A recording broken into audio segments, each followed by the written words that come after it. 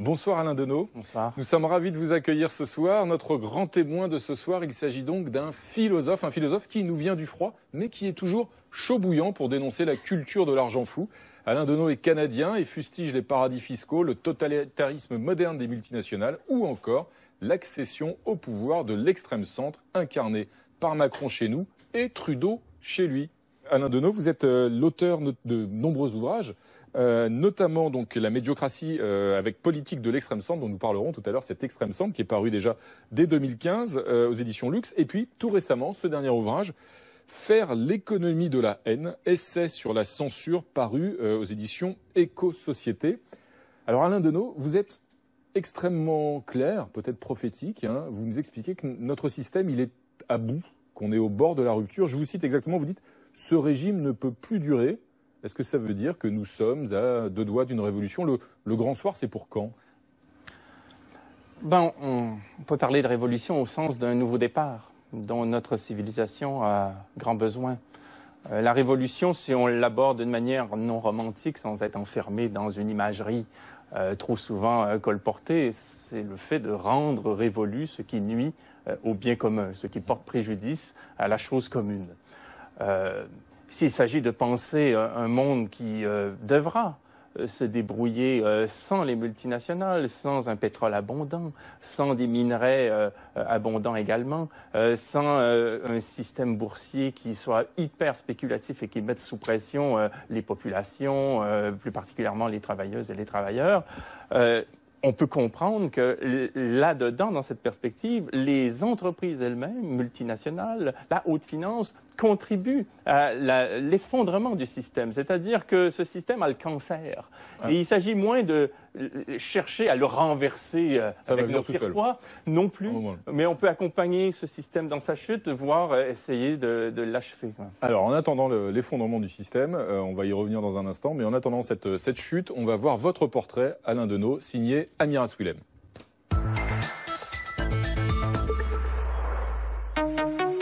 Il est sans doute le plus francophile des philosophes canadiens. Son arrivée en France à tout juste 19 ans, Alain Deneau en parle encore avec émotion. Mon premier coup d'œil sur Paris, ça a été Place d'Opéra, cet opéra Garnier, rococo, imprenable. Et ça a été un tel choc esthétique par rapport à la banlieue nord-américaine. Quand j'ai vu ça, j'ai eu l'impression qu'on nous avait caché quelque chose. Paris, il en tombe amoureux, y fait ses études, y perd quasiment son accent québécois qu'il troque pour le langage des mains des latins. Aujourd'hui docteur en philosophie, Alain Deneau enseigne à Paris comme à Montréal et livre un diagnostic peu rassurant de notre société moderne. Une société où les multinationales auraient, selon lui, tous les droits. On envoie des capitaux dans les paradis fiscaux, c'est légal. On fait travailler des enfants, c'est légal. On finance des dictatures, c'est légal. On a tout légalisé. On a légalisé ce qui nous choque. Dans son livre Noir Canada, il dénonce les pratiques des multinationales canadiennes implantées en Afrique. Or, pétrole et minerais seraient extraits à grand renfort de corruption et criminalité. Un livre qui lui vaut des poursuites judiciaires et le retrait de l'ouvrage. Pas de quoi le décourager. Pour Alain Deneau, le combat économique prend désormais des allures politiques. Dans sa ligne de mire, Justin Trudeau et Emmanuel Macron, les représentants selon lui de ce néolibéralisme décomplexé. Pour y mettre fin, Alain Deneau ne s'en cache pas. Il souhaite aujourd'hui une révolution. J'ai hâte que ça pète. J'ai hâte que tout s'écroule. On est trop tourné vers nous-mêmes. Et avec la publicité Facebook, la consommation, et le jour où toutes les digues vont éclater, les verrous vont sauter, là, on va réapprendre à se parler, on va développer des nouveaux modèles. Tour à tour philosophe, intellectuel engagé et lanceur d'alerte, Alain Deneau est un éternel insatisfait, un Français d'adoption. Alors Alain Deneau, lanceur d'alerte, vous en lancez des alertes, hein, y compris dans ce livre, donc qui s'intitule « Faire l'économie de la haine ». Vous parlez de l'économie de la haine. Qu'est-ce que c'est l'économie de la haine? Vous dites notamment l'économie se déploie au détriment de la vie. Quand on analyse la façon dont le discours dit économique, c'est-à-dire des auteurs comme Thomas Malthus par exemple, ont fondé leur modèle sur l'arithmétique, sur le calcul, on se rend compte qu'il a importé beaucoup pour eux d'identifier la richesse au calcul. C'est-à-dire identifier ce que l'on considérait dans une société à ce qui était commensurable. Et Malthus explicitement lui-même dit on ne peut pas considérer en économie dans nos modèles tout ce qui consiste en la richesse. Et donc, tout ce qui relève de la vitalité, de l'entre-gens, du sensible, de tout ce qui n'est pas quantifiable. Qui n'est pas quantifiable, est filtré au profit de modèles, de théories, d'idéologèmes qui, portés par la technique du capital, nous rendent aveugles. Qu'est-ce qu'on comprend d'un rapport annuel d'entreprise? Qu'est-ce qu'on comprend quand la valeur d'une action monte à la bourse? Mais quand vous parlez de totalitarisme, c'est un mot qui est très très lourd, très très important. Vous parlez du totalitarisme, par exemple, induit par les multinationales. Qu'est-ce que vous voulez dire par là? Est-ce que c'est pas trop fort? Je me suis intéressé au totalitarisme quand j'ai voulu comprendre pourquoi une firme en France est appelée Total. Faut le faire. Bon, Total.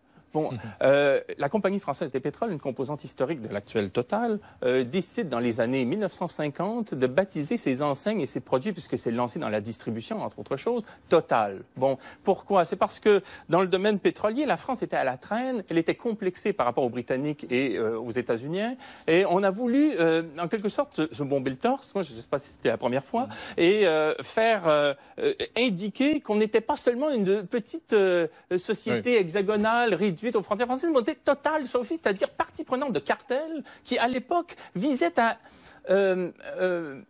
faire des composantes de ce cartel, c'est-à-dire quelques sociétés du pétrole, des souverainetés, des pouvoirs, pas seulement des entreprises engagées dans une filière ou une autre, mais des pouvoirs. Vous dites qu'aujourd'hui, ce pouvoir économique des multinationales, il dépasse largement celui des États, globalement, que les États sont soumis au pouvoir des multinationales. Ça dépend des multinationales, ça dépend des États. Mais très clairement, les multinationales arrivent à se développer indépendamment des États.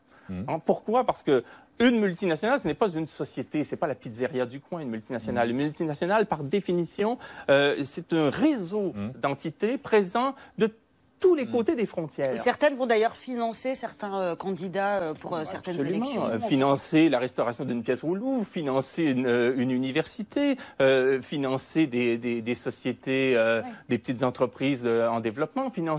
Mais c'est pas seulement ça, c'est que ce sont des entreprises qui, existant sur un mode morcelé, existant dans leur statut même, sur un mode fragmenté en droit, ne peuvent pas être encadrées par une législation à l'échelle sur laquelle elles se déplacent, c'est-à-dire le monde. Alors, mais comment on reprend la main? Vous dites elles peuvent pas, c'est terminé, elles ont le pouvoir. Ou comment reprendre la main sur les multinationales? Comment est-ce qu'il y a des régulations, des outils qui permettent de les domestiquer? Hélas, à l'heure actuelle, non. On essaie sur différents fronts, dans différents pays, de gêner le comportement des multinationales, mais vous avez dans le domaine de l'énergie, de la santé, des communications, de l'agroalimentaire, des entreprises qui n'existe pas déjà, c'est ce qu'il faut se dire. Le Total n'existe pas, ce qui existe, c'est 934 entreprises coordonnées par un conseil d'administration, mais le groupe en droit n'existe pas. Même chose pour Monsanto, même chose pour Boeing. Donc insaisissable par les pouvoirs publics. Donc effectivement, c'est-à-dire qu'aucune législation ne peut légiférer à l'échelle sur laquelle se déploie ce réseau d'entités, tandis que ces sociétés-là peuvent, elles, peser de tout leur poids dans chaque pays où elles se trouvent. Et donc, elles n'ont pas de contre-pouvoir. Justement, il y a un exemple qui est d'actualité extrêmement spectaculaire aujourd'hui, c'est celui des GAFA, les fameuses GAFA, Nadia, auxquelles l'Union européenne, Bruxelles, tant bien que mal, essaye de s'attaquer. Oui, les GAFA sont les géants du net, donc Google, Apple, Facebook et Amazon, qui sont très régulièrement épinglés pour leur conception très personnelle de la fiscalité, de la protection des données personnelles, de la vie privée, de la concurrence. Alors pour donner un seul exemple, en 2015, Apple a payé en France 13 millions d'euros d'impôts après avoir déclaré un chiffre d'affaires de 618 millions d'euros. Et la France est en pointe avec la Commission européenne. En tout cas, on commence un peu à montrer les dents puisque Bruxelles, demain, va dévoiler un projet censé être d'envergure et qui est censé empêcher les abus de ces entreprises, exiger plus de régulation, plus de transparence, que ce soit pour les particuliers ou pour les PME européennes. Est-ce que ça vous redonne un peu espoir? Est-ce qu'on va réussir à inverser le rapport de force ou est-ce que c'est pour rien? Bon, on fait comme si ce rapport de force-là nous dépassait. En fait, le problème, c'est que les États sont dirigés par des gens qui ont des liens, des affinités très grandes avec les dirigeants d'entreprise. Mais les États, aujourd'hui, s'ils voulaient régler le problème des paradis fiscaux, ce serait une affaire de rien. Il faudrait s'attaquer aux paradis fiscaux. C'est-à-dire, ou bien imposer sur le bilan consolidé des entreprises. Il y a 1000 techniques. Et on ne le fait pas parce que ça arrange les gouvernements. Mais vous avez un banquier à la tête d'une république. Bon, c'est pas le plus prompt à s'attaquer à la finance internationale. Vous avez sinon des ministres des Finances qui proviennent eux-mêmes du monde des affaires. Qu'est-ce qu'on fait alors? Ce sont des gens qui ont été élus en même temps. Ça pose la question de la démocratie. Bah, tout à fait. C'est un problème pour vous, la démocratie, le droit de vote? Ben, moi, je suis pour le tirage au sort, au moins pour le Sénat. Et ensuite... pour le président aussi? On peut considérer, je ne sais pas si un régime présidentiel serait adapté pour une proportionnelle qui soit efficace. Il reste que, rappelons-nous seulement que l'acte électoral consiste en un geste d'analphabète, c'est-à-dire mettre un X qu'on laisse ensuite des entreprises médiatiques commenter. Vous avez par exemple des populations qui vont voter pour un gouvernement qui se révélera minoritaire en Chambre. Et vous aurez des commentateurs qui vont dire « Ah, le corps électoral a décidé de se donner une assemblée minoritaire. » Donc la légitimité de la démocratie, c'est pas... aujourd'hui, la France n'est pas une démocratie extrêmement légitime à vos yeux. C'est une oligarchie, comme à peu près tous les régimes. Qu'est-ce que vous proposez une fois que ce constat a été fait, très fort, très puissant? Qu'est-ce que vous proposez pour en changer? Ça dépend des points, mais c'est sur le GAFA, les GAFA dont on parlait. Un État qui serait sérieux par rapport à la question des paradis fiscaux, parce que c'est là qu'on veut en venir, pourrait très bien considérer que les lois des Bahamas, les lois des Bermudes, les lois du Panama, les lois du Luxembourg, dont l'ex-premier ministre est à la tête de la Commission européenne, ces lois-là constituent, comme l'a dit Margaret Vestager par rapport à l'Irlande, et c'est vrai pour tous les autres, une forme d'ingérence dans nos pays, parce que ces législations-là votent des lois sur la façon dont le capital sera administré à l'extérieur de leurs frontières, c'est-à-dire partout dans le monde, sauf chez elles. Et donc, il y aurait lieu, si on était sérieux, non pas de s'embourber dans toutes sortes de considérations techniques à l'OCDE, mais de faire pression sur ces États-là, qui sont en fait au service de banquiers et de grands industriels qui fournissent à la classe politique souvent ses membres. Si on prend la question qu'on l'appelle la décroissance ou l'effondrement, il faut cesser d'y voir là le fruit d'une seule volonté humaine. C'est-à-dire qu'on ne va pas délibérer pour savoir si on va, en quelque sorte, démanteler entre beaux esprits le capitalisme. Le problème, c'est que ce système-là a le cancer. Il ne répond pas de ses promesses. On en est aujourd'hui à chercher du pétrole dans de la boue, où il en coûte 3 barils de pétrole pour en extraire 5. Et en même temps, à chaque fois, on a l'impression qu'il se régénère. Vous dites qu'il a le cancer, il est malade, puis à chaque fois, il réussit à c'est en repoussant les frontières de l'extractivisme à un point tel, et pas seulement par rapport au pétrole ou au gaz, mais par rapport aux richesses minières, et à un point tel qu'on ne peut pas voir quel avenir a un régime de cette nature. Si vous voulez passer, par exemple, à un régime énergétique qui comprend des panneaux photovoltaïques, des batteries de pointe, vous aurez besoin de tellement de lithium et de terres rares que vous n'y arriverez pas passer 50 ans. C'est qu'on gagne du temps, mais plus on gagne du temps sur ce mode-là, moins on est à même de, en quelque sorte, de prendre sur soi ce virage qu'on doit appeler de tous nos voeux. Alors, vous, Alain Deneau, vous êtes penché sur ce que vous appelez l'extrême centre, et Macron est, à vos yeux, l'une des figures de cet extrême centre. C'est quoi l'extrême centre au pouvoir à travers ces grèves, justement? Déjà, par rapport à ce que vous disiez tout à l'heure sur la légitimité électorale de ce gouvernement et de ce président, le problème qu'il y a, il me semble, dans un cas comme celui-là, c'est que le président et son gouvernement n'ont pas de légitimité dans la mesure où leur campagne électorale a porté sur des sentiments. Bien sûr qu'on a pu ça et là égrener quelques éléments de programme, mais globalement, ce qu'on a proposé... Il a beaucoup dit qu'il voulait réformer, aller plutôt dans un sens plutôt libéral. On se rappelle qu'on attendait ce programme qui était tellement pas nécessaire parce que ce qui comptait, c'était de l'espoir, de la joie, quelque chose de très... C'est la confiance. Il y a des éléments de langage qui sont la confiance. Oui, la foi en la modernité, la foi en l'avenir. C'est ça qu'on a proposé. Et ensuite, on peut très bien dire, oui, mais tel jour, à telle heure, j'ai dit qu'il y aurait ceci ou cela. Mais globalement, ce qu'on a proposé, c'est quelque chose qui n'a pas d'avenir, c'est-à-dire des sentiments. Bon, et le problème de ce que j'appelle l'extrême centre, effectivement, c'est d'essayer de noyer la politique et de dissoudre l'axe gauche-droite dans un discours qui se veut unanimiste. C'est ce qu'on appelait jadis la seule politique possible. C'était le syndrome Tina aussi, un peu. There is no alternative. Tout à fait. Mais maintenant, c'est grâce à un soutien médiatique qui a échappé à personne l'an dernier lors de la campagne électorale. On a un pouvoir oligarchique qui a une capacité à distribuer les étiquettes. C'est-à-dire qu'on va présenter un programme qui vise en gros à 5 choses.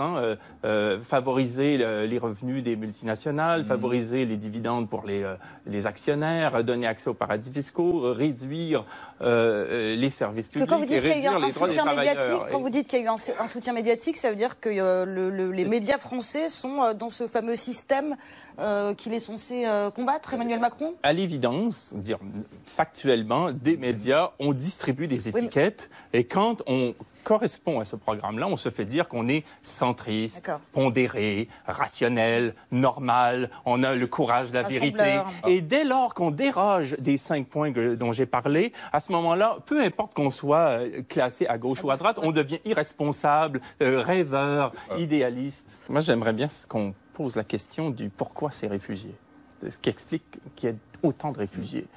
Et très souvent, quand on analyse des conflits, on s'en tient à une version très abstraite des choses. On parle de l'influence que peuvent avoir la Russie, la France, les États-Unis, Israël, comme si on était dans un film de science-fiction où on se bat pour des valeurs.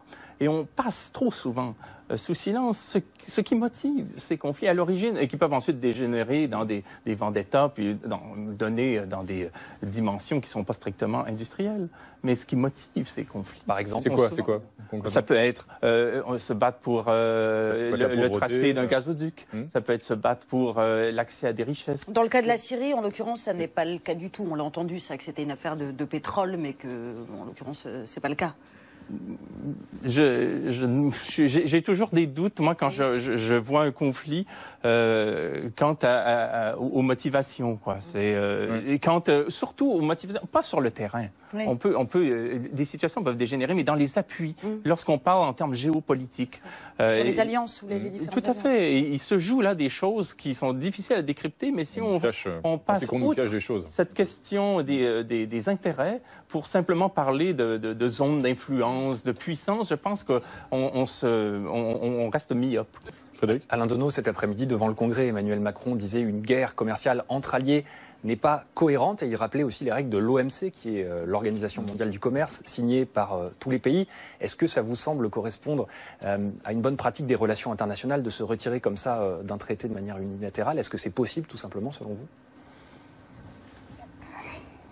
Avec Donald Trump, tout est possible. Mais je n'ai pas vraiment d'opinion sur la question, si vous voulez. C'est-à-dire que c'est le genre de dossier qu'on suit en étant un petit peu à la traîne tout le temps par rapport à des discussions, des enjeux qui nous échappent. En tout cas, je ne prétendrai pas avoir les compétences là, pour trancher. Vous voteriez, c'est de sortir de ce système qui, de toute façon, est en train de se désagréger de lui-même. C'est-à-dire, surtout que si on pense en termes de protectionnisme, il s'agit moins de penser en termes de filières d'activité, c'est-à-dire l'acier ou, je veux dire, la culture, ainsi de suite, que de se demander quelles sont les conditions sociales en vertu desquelles on tranche. Eh bien, ce sera le mot de la fin. Merci à tous les trois. Merci Alain Deneau d'être venu débattre ce soir sur ce plateau. Et je rappelle le titre donc de votre dernier ouvrage, Faire l'économie de la haine.